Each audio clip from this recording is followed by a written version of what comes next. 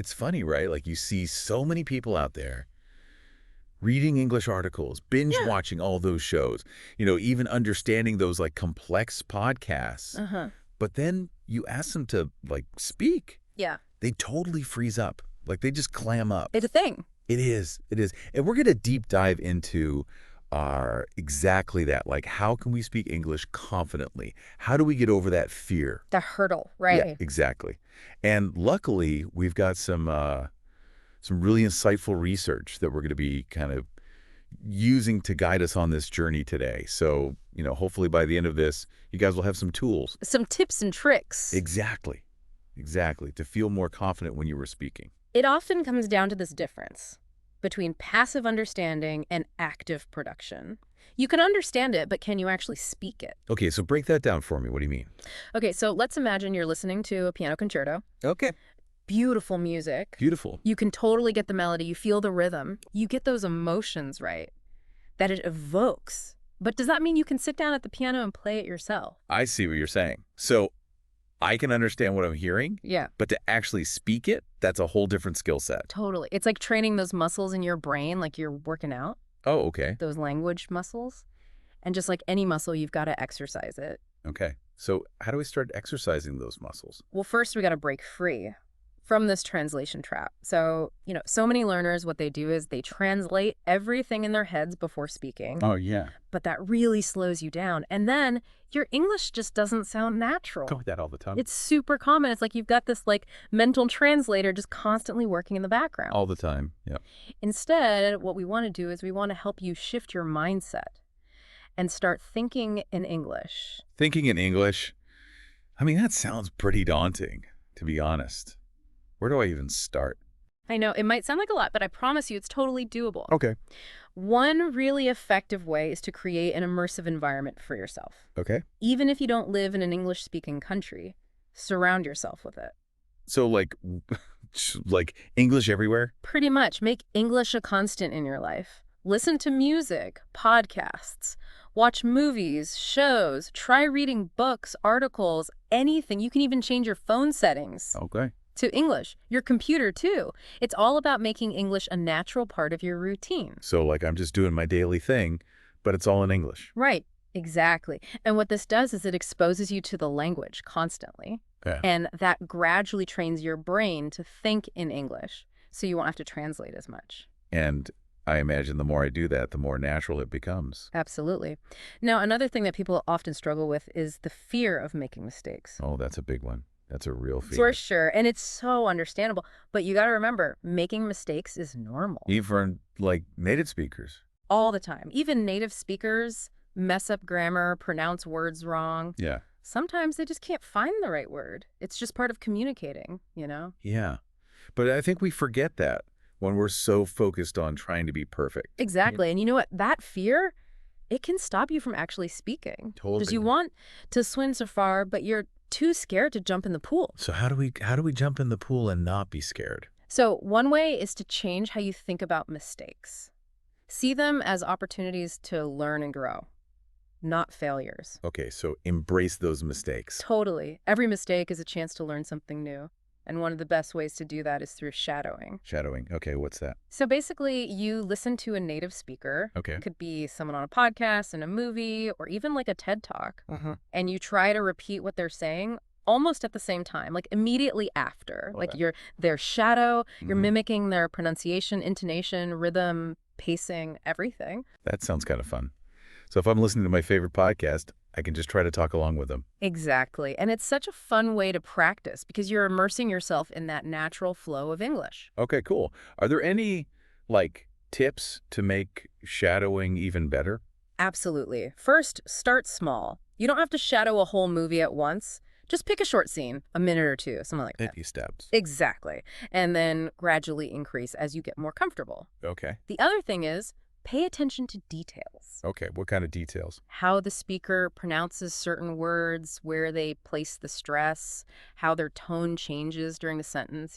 So it's not just about the words themselves, but their delivery. Exactly. It's all about embodying their way of speaking. And the more you do that, the more natural and fluent your English will become. This shadowing thing sounds like a game changer. But before we get too into shadowing, What are some other things we can do to improve our spoken English? Well, don't underestimate the power of everyday For phrases. everyday phrases, like what? Things like, hello, how are you, thank you, excuse me. The basic stuff. Oh yeah, those. They may seem simple, but they're the building blocks of every conversation. They're like the foundation. Exactly. Having a good grasp of these phrases will instantly make you feel more comfortable when speaking. Okay. It's like having a toolbox, you know? You always have the right tool for the job. So I guess it's not just about knowing the words, but making them an active part of my vocabulary. Right. You want to be able to use them without even thinking. And that takes practice. Repetition, repetition, repetition. Got it. Hmm. Okay, so everyday phrases, practice, make them natural. Anything else? Have you ever tried recording yourself speaking? I mean, I talk to my phone a lot, but usually just for like grocery lists and, complaining about traffic. Well, next time, try recording yourself actually speaking English for a couple of minutes. Choose a topic you like or read an article out loud. And then the key is to listen back. Okay. Pay attention to how you sound. So I'm my own judge. It can be really helpful. It's like having a language coach right there in your pocket. You might notice things about your speech you didn't even realize. Okay, so what should I be listening for when I play back these recordings? First, your pronunciation. Are you pronouncing the words correctly? If not, try to figure out which sounds are tricky for you and work on those specifically. Target practice. Exactly. Yeah. And then think about fluency. Are you speaking smoothly, confidently, or are you hesitating a lot, searching for words? Okay, yeah. If you're stumbling over certain phrases, practice those more until they feel more natural. Got it. So smooth out those rough edges. Perfect. And, don't be afraid to play around with your intonation, rhythm, stuff like that. Find what feels natural for you, what makes your speech expressive. This is super helpful. We're giving our listeners a whole toolbox to work on their speaking. But I'm curious about the science behind all of this. Like, what's actually going on in our brains when we learn to speak a new language? Great question. This is where things get really interesting because when you learn to speak a new language, it's not just about memorizing words and grammar. Oh, You're actually rewiring your brain. Whoa, rewiring my brain. Isn't that cool? There's a specific part of your brain called Broca's area Broca's area. that plays a key role in speech production. Okay, so that's like way back in the memory banks, biology class, Yeah. refresh my memory. Broca's area, what's it all about? So it's in the frontal lobe of your brain, Okay. and it basically controls the movements of your mouth, tongue, vocal cords, all that stuff to produce speech. So it's like the command center for speaking. Yeah, pretty much. It's where thoughts become spoken words. Oh. And here's the interesting part. Broca's area needs to be trained for the specific language you're learning. Oh. So even if I understand spoken English, my brain still needs practice to actually speak it. Exactly. Just understanding doesn't activate those neural pathways the same way speaking does. That's why practicing actually speaking is so important. Okay, makes sense. So things like shadowing and recording ourselves, that's actually training our Broca's area. Right, you're giving your brain the workout it needs. Now, another technique that can help with this is chunking. Chunking. So imagine you're trying to say a long sentence. Okay. Instead of trying to say the whole thing at once, you break it down into smaller parts. Oh, okay. So for example, instead of trying to say, I would like to order a cup of coffee, please, all at once, you break it down. I would like to order a cup of coffee, please. So I'm like building it piece by piece. Exactly. You master the smaller pieces first and then connect them. It makes it way less overwhelming. Like building with Legos. Start with smaller bricks, then build something bigger. Perfect analogy. It's all about making it manageable for your brain. And as you practice, you'll naturally start stringing those chunks together into longer, more fluent sentences. I like that. It's like less intimidating, Right. And it really helps build confidence. Now, we've talked a lot about techniques, but mindset is just as important. Okay. And one of the biggest mental blocks is comparing yourself to native speakers. Oh, yeah, that's a tough one. It's so easy to do, especially with social media where everyone seems to speak perfectly. But remember, every native speaker was once a beginner too. Yeah. They went through the same process, made mistakes, and learned along the way. So they weren't just born speaking perfectly. Nope, not at all. That actually makes me feel better. So how do I stop comparing myself and just focus on my own progress? A good way is to practice self-compassion. Self-compassion. What does that mean in terms of language learning? Basically, it's about being kind to yourself. Oh, okay. Acknowledge that learning a new language is hard. Celebrate the small victories. So instead of beating myself up for mistakes, I should be more encouraging, like I would be to a friend. Exactly, Yeah. because everyone learns at their own pace, and there's no right or wrong way to do it. I love that. It's about being supportive of myself. Right, and when you're kind to yourself, you're more likely to enjoy the process. Stay motivated and keep going even when it's tough. That's so important. And this ties into another concept, cultivating a growth mindset. Growth mindset. It's the belief that your abilities can be developed, that you can always improve. So instead of saying, I'm just not good at speaking English, you say, I'm learning and getting better every day. Oh, I like that shift in perspective. It's a powerful shift. It helps you see challenges as opportunities, and it encourages you to focus on progress no matter how small. So celebrate those little wins. Exactly. Enjoy the journey, those little aha moments, like when you finally understand a grammar rule or learn a new phrase. It makes the whole thing a lot more enjoyable. It does. And speaking of enjoying the process, let's talk about gratitude. Okay, gratitude. It might sound a little strange, but gratitude can actually make a big difference in language learning. How so? When you practice gratitude, you shift your focus from what you're lacking to what you already have. Oh. Instead of saying, I'm not fluent yet, you say, I'm grateful for how much I've learned already. Or, I'm thankful for the opportunity to connect with new people through this language. So it's about appreciating the journey. Exactly. When you approach language learning with gratitude, you're more likely to enjoy it, stay motivated, and overcome challenges. That makes a lot of sense. I think we often get so caught up in, like, what's next that we forget to appreciate the present moment. You're so right. But by being grateful, we turn language learning into a more joyful experience. And who doesn't want more joy in their life? Exactly. This has been so inspiring. We've covered so many amazing techniques and strategies. And we're just getting started. In part 2 of this deep dive, we're going to explore even more practical ways to put all of this into action. And help you achieve your speaking goals. So stay tuned for more insights and inspiration on your journey to speaking English confidently. Welcome back to our deep dive. You know, we've been talking about all these techniques and mindset shifts, all these things you can do to feel better about, actually speaking English. For sure, for sure. And I'm ready to hear more about, like, the actual steps we can take. Okay, so one of the big things, right? One of the keys to being successful at anything, really, especially language learning, is setting realistic expectations. Yeah, I mean, that makes sense. If you set the bar too high too soon, you're going to get discouraged. Exactly. It's like, imagine trying to climb Mount Everest, but you haven't even, trained or anything. You could have that time. Exactly. You need a plan, Yeah. the right equipment, all that stuff. So when it comes to language learning, how do we set realistic expectations? Like ones that will actually keep us motivated? Well, first, you got to figure out what fluency means for you. Okay. It's personal, right? It depends on what you want to do with English. So someone who wants to travel might have a different idea of fluency than someone who wants to, work in an English-speaking company. Yeah, if you're just traveling, maybe fluency means being able to order food, ask for directions, chat a little with locals. Yeah, the basics. But if you want to work in English, your fluency goals are going to be way higher. Totally. So it's about figuring out your own personal goals and then kind of tailoring your approach to that. Exactly. And once you've got your fluency definition, break it down. Make smaller goals. Oh, okay, I get it. So instead of saying, I want to be fluent in 3 months, it's more like, I want to be able to have a 5-minute conversation about my hobbies by the end of this month. Perfect. Those small wins, they keep you motivated. Okay, so small steps, celebrate the wins. Exactly. And that brings us to another really important thing, resilience. Okay, resilience. Why is that so important for language learning? Because let's be real, you're going to get frustrated. You're going to feel discouraged sometimes, maybe even want to quit. Yeah, you hit that wall. Right. You hit those plateaus. You have setbacks. It happens. But the key is to bounce back, to be resilient. So how do we build that resilience? What do we do when we hit those roadblocks? Well, one thing is to reframe those challenges. Think of them as opportunities to grow, not failures. Okay, so instead of, I can't do this, it's more like, I'm learning from this. Exactly. Change that inner dialogue.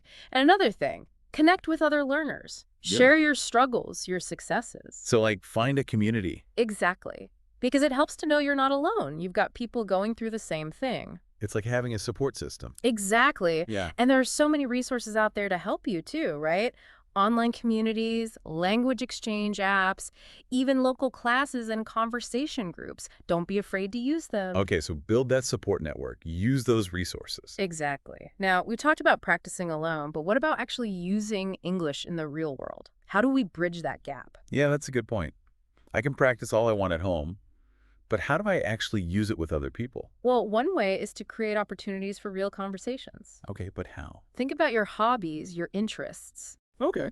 Are there groups or activities where people speak English? So like maybe join a book club or a hiking group, even a cooking class. Exactly. Anything that interests you. Yeah. Because when you enjoy something, you're more likely to stick with it. And the conversation flows more naturally because you're talking about something you like. Right. And if you can't find a group in person, there are always online communities and forums. Oh, that's true. And have you ever tried language exchange apps? Oh, those are great. They connect you with people from all over the world. Oh, wow. You can find someone who's learning your language, and you can help each other. So like if I'm learning English, I can talk to someone who's learning Spanish. Yeah. You can spend time speaking both languages. That sounds really fun and helpful. And it's so rewarding to help someone else while they're helping you. It's a win-win. Totally. Now, before we move on, can we go back to shadowing for a minute? I knew you'd want to talk more about that. It's just so fascinating. And I want to know how it can help us, have better conversations in real life. So shadowing isn't just about pronunciation. Okay. It's about absorbing that natural rhythm and flow of English. So by copying how native speakers talk, we can make our own English sound more natural. Exactly. It's like you're soaking it all up, those subtle patterns of speech, and then you start using them without even realizing it. Wow, that's cool. So what should I be paying attention to when I'm shadowing? The details.